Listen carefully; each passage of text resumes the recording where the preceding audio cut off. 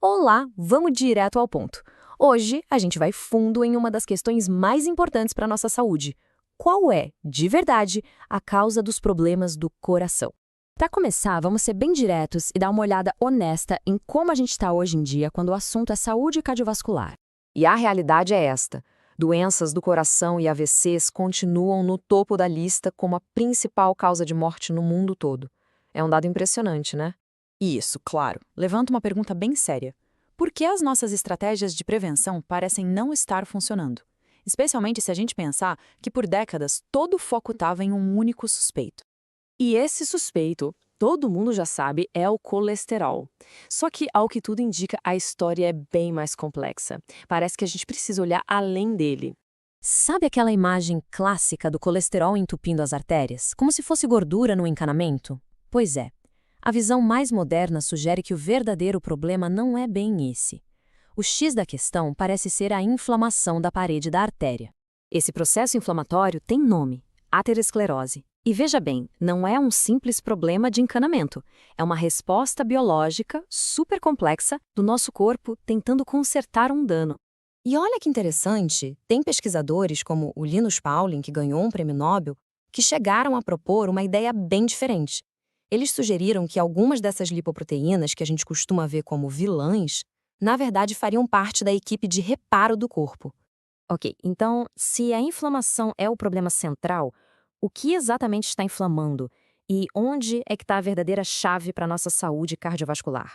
É aqui que entra o verdadeiro protagonista dessa história, um que muitas vezes é esquecido: o endotélio. Essa camada fininha de células que reveste nossos vasos sanguíneos, ela é como uma central de comando. É ela que controla a pressão, que evita a formação de coágulos, que regula a inflamação. Basicamente, ela mantém todo o nosso sistema circulatório funcionando direitinho. E para proteger essa camada tão importante, o endotélio, existe um tipo de escudo protetor. É uma camada bem delicada, quase como um gel, chamada glicocálix. E aqui, atenção, porque este é o ponto-chave. A degradação dessa camada protetora, do glicocálix, é que parece ser o primeiríssimo passo para o desenvolvimento da aterosclerose. É onde tudo começa. Certo. Se a gente já sabe quem é a vítima, digamos assim, a pergunta agora é: quem são os verdadeiros culpados? O que causa esse dano inicial? A resposta é que não é uma coisa só. O dano pode vir de várias frentes e todas elas acabam levando à mesma coisa: inflamação e mau funcionamento.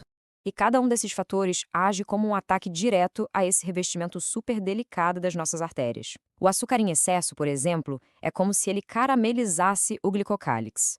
Já os metais pesados que vêm com o cigarro, eles literalmente corroem essa camada. Bom, mas a boa notícia é que, ao entender quem é o verdadeiro inimigo, a gente pode começar a pensar numa estratégia de prevenção nova e, quem sabe, mais eficaz. Então, o objetivo muda. Em vez de ficar só brigando com um número no exame de sangue, o foco passa a ser proteger e nutrir esse órgão vital, o endotélio. E essa estratégia tem várias frentes, né? Não é uma coisa só. A gente está falando de uma dieta que combate a inflamação, de aprender a gerenciar o estresse, de garantir nutrientes importantes como vitamina C, enfim, dá ao endotélio tudo o que ele precisa para funcionar bem.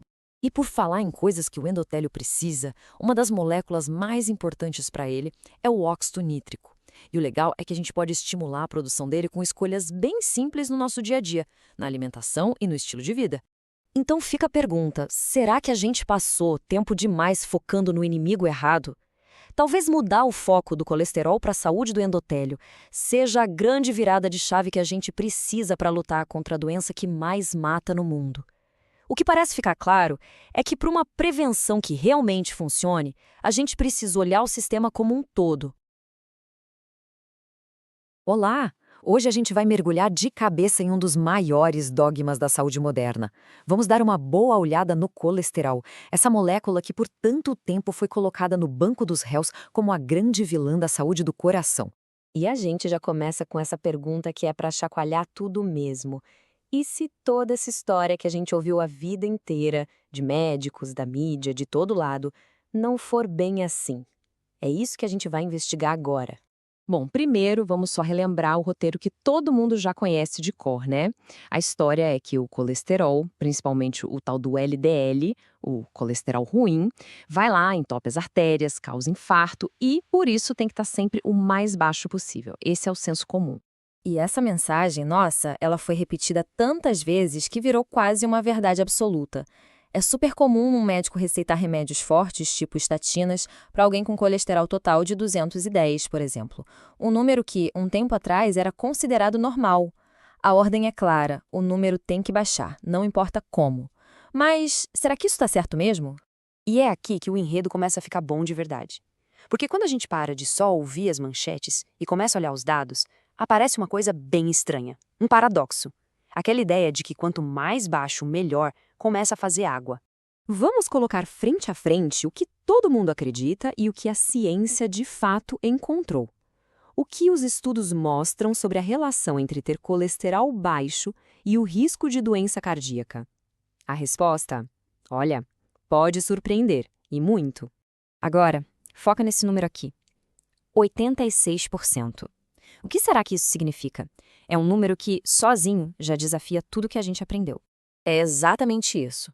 Num estudo gigante que pegou dados da Europa e dos Estados Unidos, 86% das pessoas que tiveram um infarto tinham níveis de colesterol que, pelas diretrizes atuais, seriam considerados normais ou até bons. Ué, se o colesterol baixo não protegeu essa gente toda, tem alguma coisa muito errada nessa história, né? Claramente está faltando uma peça nesse quebra-cabeça. E a coisa não para por aí, não.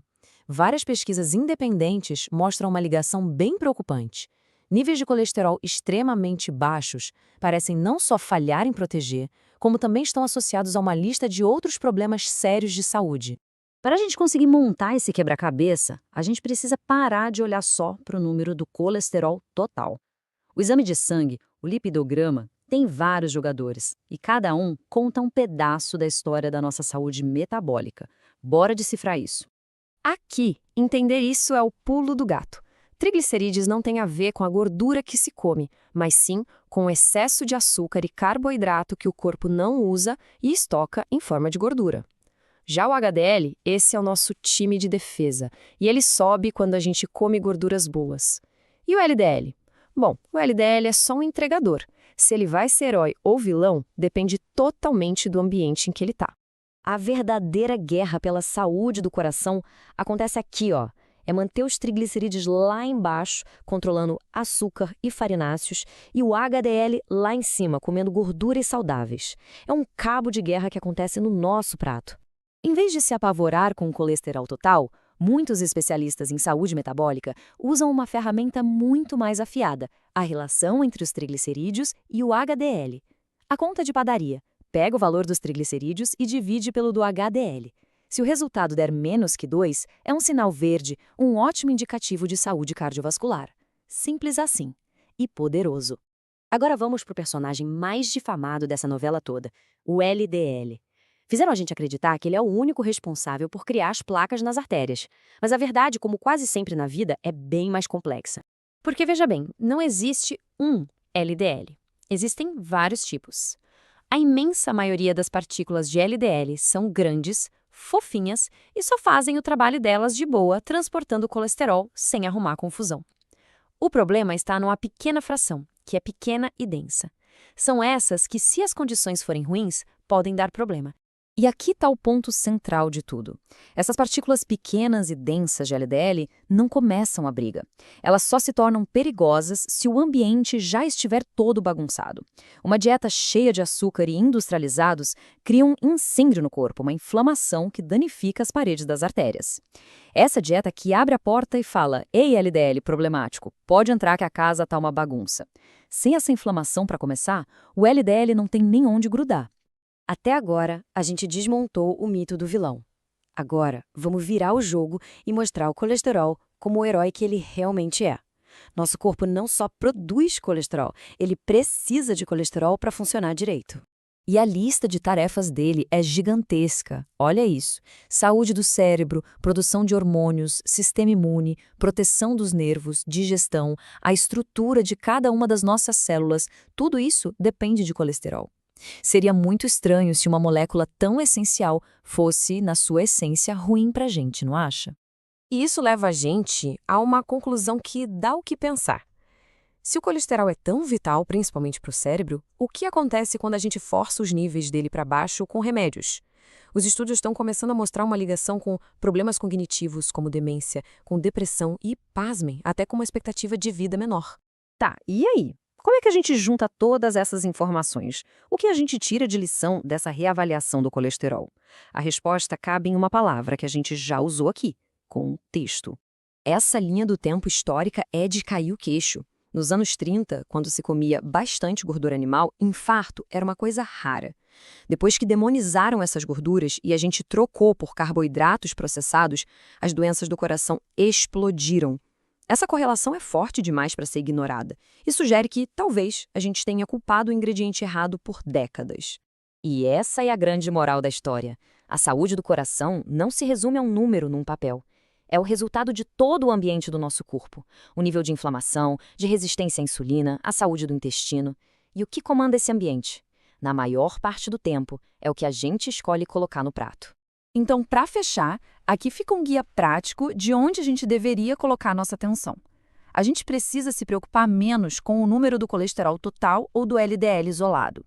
E, em vez disso, focar na relação triglicerídeos/HDL, nos marcadores de inflamação e, o mais importante de tudo, em trocar carboidrato processado e açúcar por comida de verdade e gorduras saudáveis. E a gente termina com essa reflexão. Se a gente tira o colesterol do posto de único culpado, isso abre espaço para a gente focar nos verdadeiros pilares da saúde. Uma alimentação que não inflama o corpo, um estilo de vida mais ativo e, principalmente, uma compreensão mais profunda de como nosso corpo realmente funciona. No final do dia, o que importa não é o número, mas a saúde do sistema como um todo.